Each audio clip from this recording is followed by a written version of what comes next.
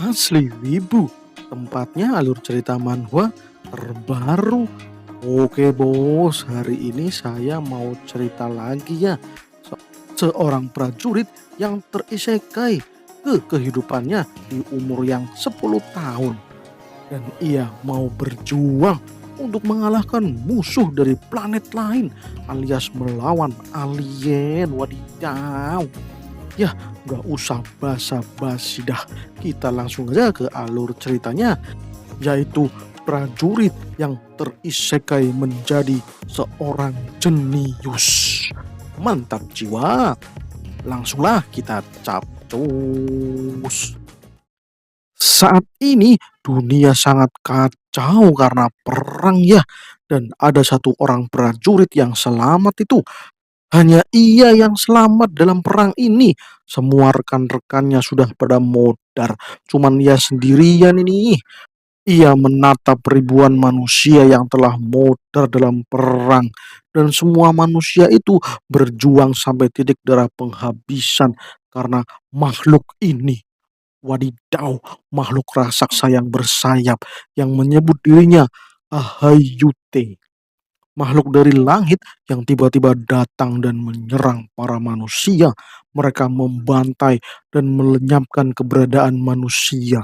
Makhluk ini tidak mengenal ampun. Ya, ini seperti kiamat yang disebabkan oleh makhluk-makhluk ini. Wadidaw. Tapi manusia berjuang dan ia berhasil mengalahkan mereka semua. Tapi yang satu ini masih hidup dan ngoceh nggak jelas itu mah. Makhluk itu mengatakan kalau manusia telah berbuat sia-sia karena Ahayute akan kembali. Kembali kundulmu, naga merah telah membakar kaummu dan penyihir agung telah menyegel pintu masukmu. Sekarang kau telah tamat, ucap si prajurit. Semua itu sia-sia. Dunia ini akan ditekan cahaya bintang dan menghilang. Perjuangan kalian tidak berarti. Ahyute akan menelan semuanya. Wanjir, kenapa lu banyak bacot, modar sono, dan slangs? Ya, malah itu ya, malah dipretelin itu kepalanya si Ahyute.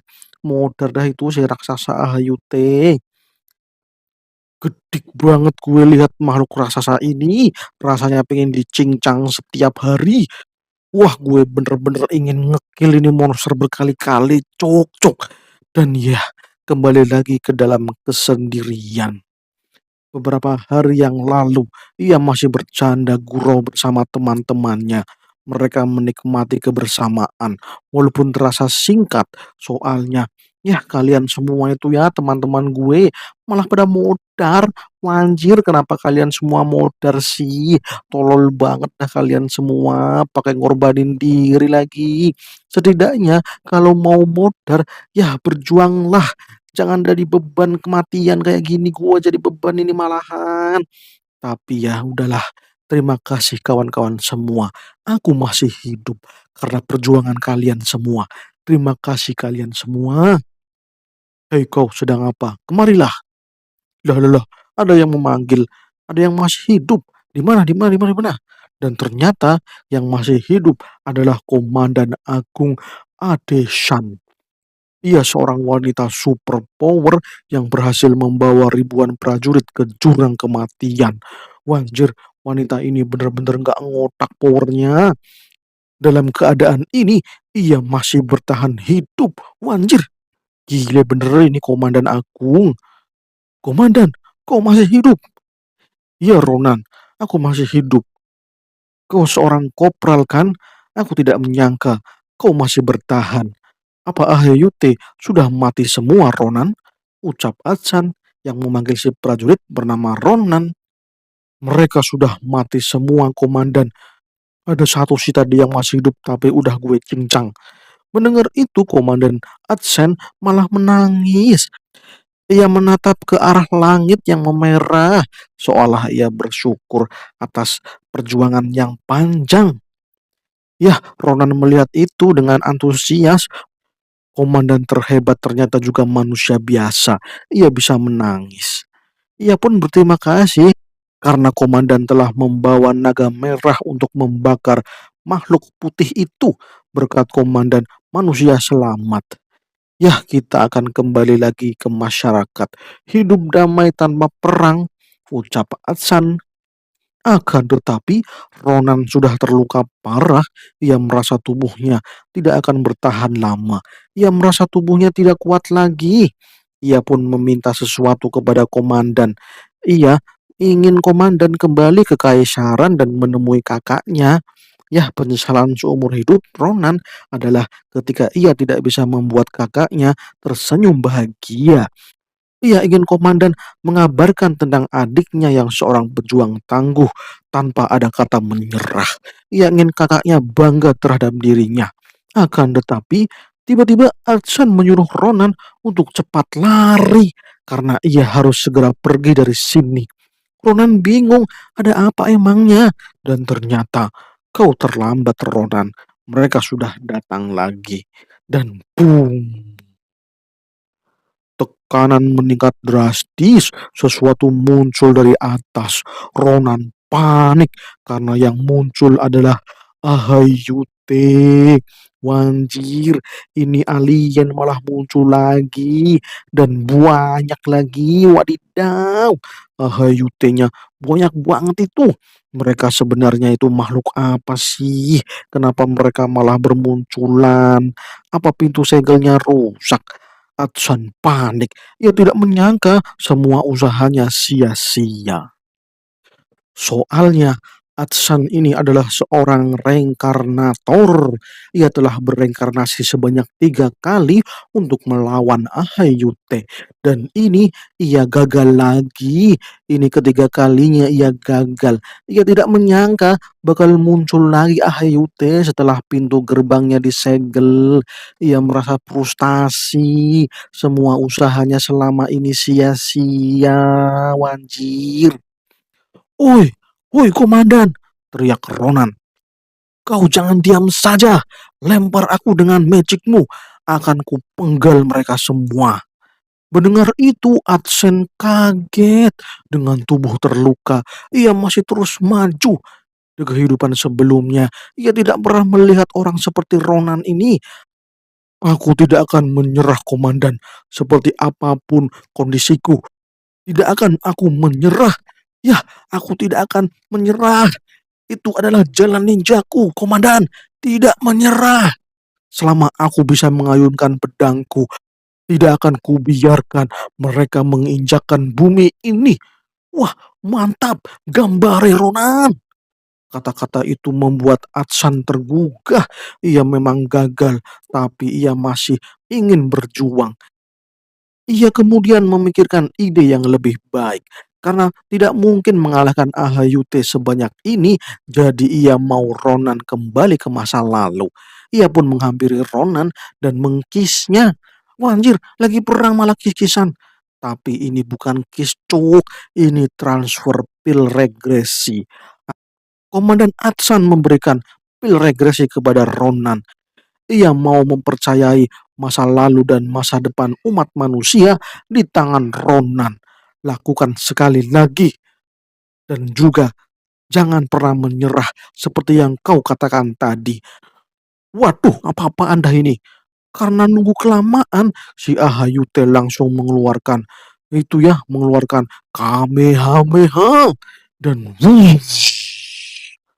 hancur dah kena Kamehameha. Kayak bom nuklir itu. Dan ya, para manusia pun tamat. Dan ternyata regresi telah dimulai. Ronan sadar.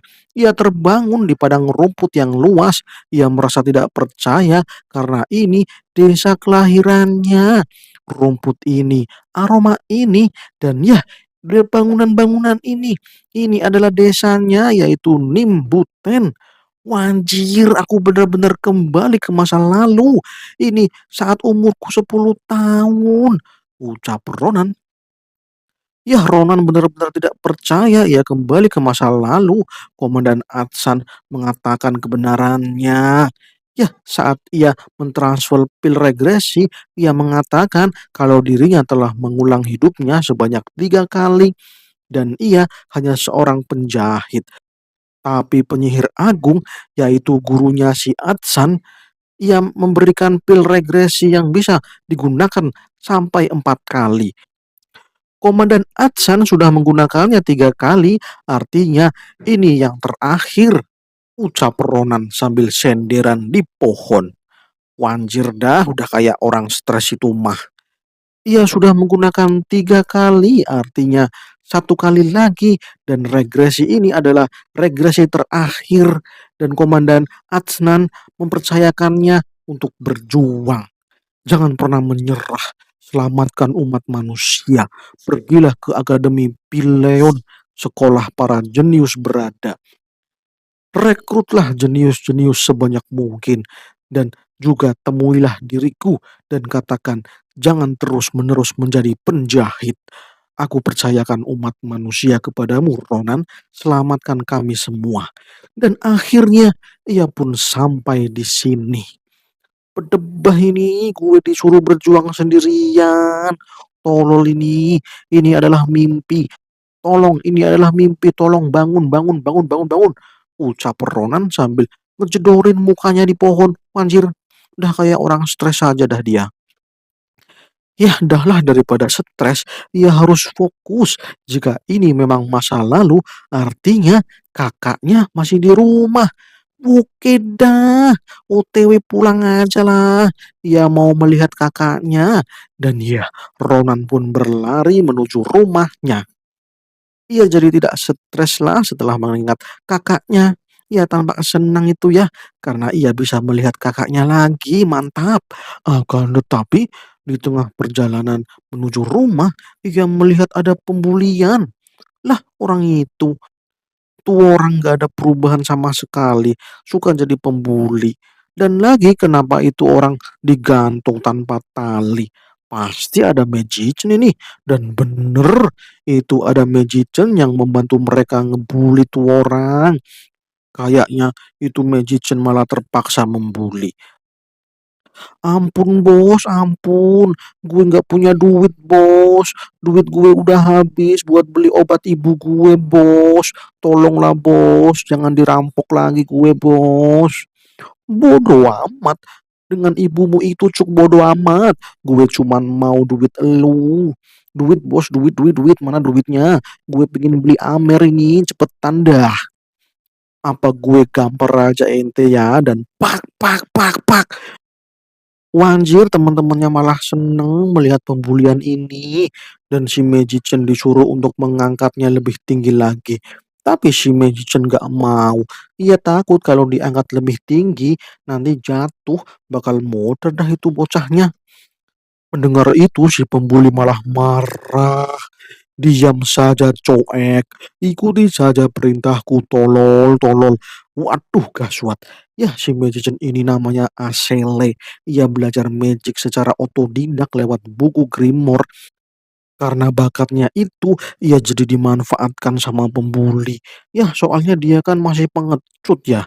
Dan tiba-tiba ada tongkat di belakangnya dan tok. Waduh malah dipentung. Kau ini jangan mau disuruh mereka tolol. Ya tiba-tiba si Ronan datang. Ya itu ya yang mencitak Ashley dengan tongkat. Sihirnya lepas dan orang yang digantung itu malah jatuh. Si pembuli marah, ya kesel banget sama Ashley. Naikkan lagi cuk cuk bangke lu. Woi woi woi woi, gak usah dituruti. Kenapa kau takut? Dan dari mana kau belajar magic? Apa kau mencuri buku Grimoire? Ya enggak lah bos, gue baru beli buku Grimoire itu dari pedagang keliling. Dan itu cuman sihir telekinesis. Hebat bener kau bisa menguasai sihir telekinesis. Sepertinya kau sangat berbakat. Dan sepertinya kau bakal jadi magician yang hebat. Soalnya kau itu jenius bos. Jarang-jarang yang bisa belajar telekinesis. Hei tolol, kenapa kau mengabaikanku? Kau mau mati ya? Ucap si pembuli kesal. Ya kemudian ia langsung menyerang Ronan dengan pedangnya. Ronan diserang, tapi Ronan sih santai-santai saja ya. Si pembuli merasa dirinya menang, tapi nggak kena. Nggak kena. Woi, menghindar. Wanjir, kenapa ente menghindar? Ya elah, gue itu udah melalui hidup dan mati, Bos. Bocah kayak lu cuman kutu kumpret. Biji lato-latoannya belum gede lagi. Berdebah ente. Aku tahu ente itu Ronan, si bayi yang selalu dijaga kakaknya. Yah, kau itu si pemalas beban keluarga. Aku malah kepengen jadi kakak iparmu.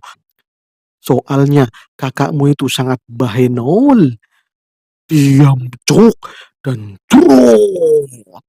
Wanjir, si pembuli diserang dengan batang kayu sampai telinganya itu potol. Wadidaw, cuman pakai kayu langsung potol. Yah, si pembuli kesakitan. Temannya juga tampak ngeri tuh. Mereka tidak berani melawan Ronan. Hei tolol, kalau berani melihat kakakku, kau bakal gue modarin. Ingat itu, cok, cok. Ucap Ronan sambil marah-marah. Dan kemudian ia juga mengatakan bersambung. Wanjir, bersambung, cepet banget bersambungnya, wadidaw. Dan oke ya kawan-kawan semuanya, terima kasih sudah menonton Asli Wibu. Jangan lupa ya untuk like, komen, dan subscribe-nya. Salam cus.